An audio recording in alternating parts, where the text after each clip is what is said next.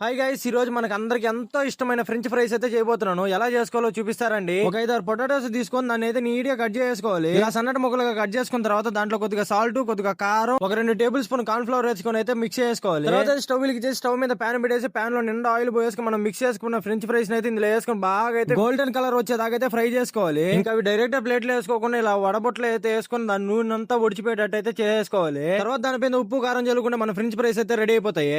ఒక్కో పీస్ తీసుకుని అలా సాస్ లో ముంచుకొని తింటా ఉంటే ఉందరా భయ్యా, టేస్ట్ మాత్రం కతక్కన వచ్చింది. మీరు కూడా ఈ ఫ్రెంచ్ ఫ్రైస్ ట్రై చేసి ఎలా వచ్చిందో కామెంట్ చేసి నెక్స్ట్ వీడియోతో మళ్ళీ కలుద్దాం. Bye, love you.